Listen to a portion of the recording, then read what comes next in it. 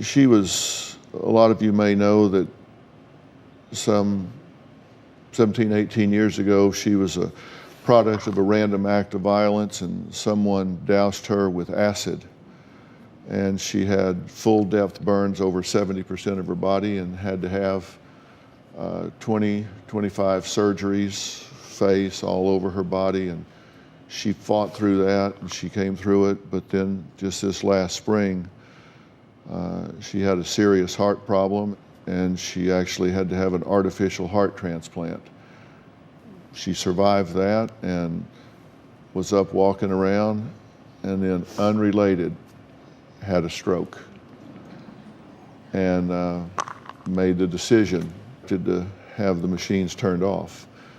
While I was working with getting all that done with Robin's sister, my sister died. So we lost my sister and Robin's sister within about a month of each other. Then my constant companion, Maggie, my dog, died right in the middle of all of it. I hated that. Then just in the last few weeks, Robin's other sister went in for open heart surgery, got through it okay. Now she's had a stroke. She has a beautiful daughter named Jill. We got a message from her the other day talking about her ex. She had been divorced and her ex had passed away. I just felt like it's a great message for you and for everyone at home to hear. Will you read what Jill had to say? My ex-husband and father of my two youngest children was tragically taken last week, doing what he loved. There are no rules for the ex-wife. I looked. I wasn't sure how I was supposed to feel, act, or be.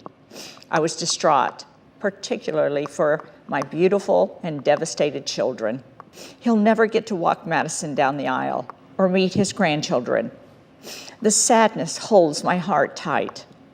Don't get me wrong, we had both moved on, both remarried, and both very happy. I tell this story for a reason. I couldn't find anything on how to walk through this gracefully and respectfully. I know there are times of sheer dislike of our exes. I totally get it. I wish I had behaved differently. Life is so short. Encourage the relationships that matter. Grab someone's hand and squeeze hard. Give up being right. You may be wrong. I was. I often am, and I will be better. Rest in peace, John Gregory Camp.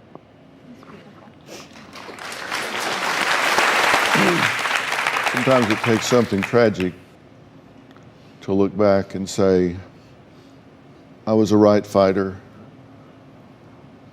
I was wrong some of the times when I was so convinced I was right.